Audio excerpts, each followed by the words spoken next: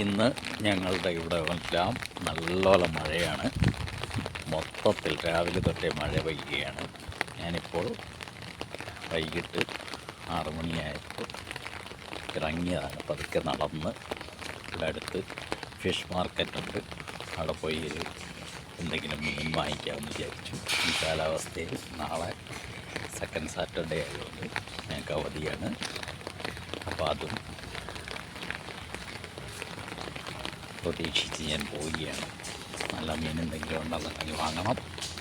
പിന്നെ മഴയും വെള്ളമായിട്ട് ഇതൊരു കേരള സ്റ്റൈലായിട്ടുണ്ട്. ഇപ്പോൾ ഞങ്ങളുടെ ഈ സൊസൈറ്റി മൊത്തം വെള്ളം കൊണ്ട് പാർക്കിലൊക്കെ വെള്ളം നിറഞ്ഞിരിക്കുകയാണ്.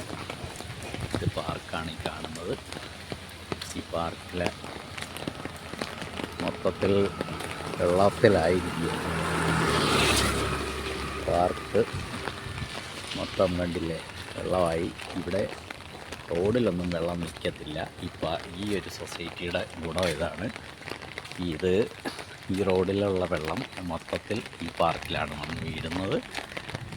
പിന്നീട് 2 ദിവസത്തിനുള്ളിൽ അതങ്ങ് ബാഷ്പീകരിച്ച് പോവുകയോ അല്ലെങ്കിൽ ഭൂമിയിലേക്ക് താഴ്ന്നു പോവുകയോ ചെയ്യും.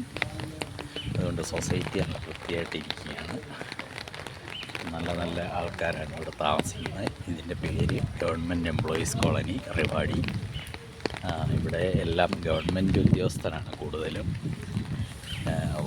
വീട് വാങ്ങിച്ചവരും എല്ലാവരും റിട്ടയേർഡായിട്ടുള്ള ഒത്തിരി പേര് ഇവിടെ താമസിക്കുന്നുണ്ട്.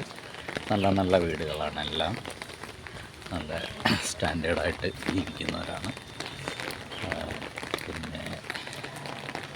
പിന്നെന്താ, നിങ്ങളെല്ലാവരും സുഖമായിട്ടിരിക്കുന്നു എന്ന് വിശ്വസിക്കുന്നു.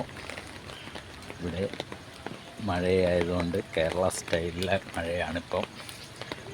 രാവിലെ തുടങ്ങി വൈകിട്ട് വരെ ആണ്. കേരളം മൊത്തത്തിൽ വെള്ളത്തിലായി. ഇപ്പോൾ അത് വലിയ ദുഃഖമാണ്. ഇപ്പോൾ ചെറുതായിട്ട് ഇങ്ങനെയൊക്കെ വെള്ളമുണ്ട് ഇവിടെ. ഞാൻ അതുകൊണ്ട് നടന്നു തന്നെ പോകാമെന്ന് കരുതി പോവുകയാണ്. ഇവിടെ കുറേ ഏരിയ ഉള്ളതാണ്. വീടും പരിസരവും റോഡായി. മെയിൻ റോഡിലെത്താറായി. മെയിൻ റോഡാണ് കാണുന്നത്. വണ്ടികളിങ്ങനെ പൊയ്ക്കൊണ്ടിരിക്കുന്നു. മഴയത്ത് നല്ല രസമുണ്ട് നടന്നു പോകാൻ. എല്ലാവർക്കും ഈ ഒരു മഴ എൻജോയ് ചെയ്യുന്നതിൻ്റെ ത്രില്ലിലാണ് ഇവിടെയുള്ള ആൾക്കാർ. ഇവിടെ അപൂർവമായിട്ടാണ് ഇങ്ങനെയൊക്കെയുള്ള മഴ വരുന്നത്. ജൂലൈ മാസത്തിലാണ് മഴ കിട്ടാറുള്ളത്. മഴയെ ആസ്വദിക്കാനായിട്ട് ഞാൻ വെളിയിലിട്ട് ഇറങ്ങുകയാണ്. അപ്പോൾ ഈ സായന്തനത്തിൽ ഇത് ആസ്വദിക്കുകയും ഫിഷ് വാങ്ങിക്കുകയും ചെയ്യാമെന്നുള്ള ഒരു ഉദ്ദേശത്തോടു കൂടിയാണ് ഇറങ്ങിയിരിക്കുന്നത്. ഇവിടുത്തെ ഗേറ്റിൻ്റെ അടുത്ത് എത്തിയിരിക്കുകയാണ്. ഇനി ഞങ്ങളുടെ സെക്യൂരിറ്റികളുടെ റൂമാണ്. ഇത് 2 സൈഡിൽ കൂടെയും വണ്ടി ഒരു സൈഡിൽ കൂടെ വരും, ഒരു സൈഡിൽ കൂടെ പോകും. പിന്നെ നടന്നു പോകുന്നവർക്ക് ഇറങ്ങാനായിട്ട് ചെറിയൊരു പിള്ള ഗേറ്റിൻ്റെ ഉള്ളതാണ്. ഇതൊരു അമ്പലമാണ്. ഈ സൊസൈറ്റിയുടെ തന്നെ ക്ഷേത്രമാണ്. കാണുന്ന ക്ഷേത്രമാണ്. വെള്ളം നിറയ്ക്കുന്നവരുണ്ട്. വെള്ളമെടുക്കാം. റോഡെത്തി.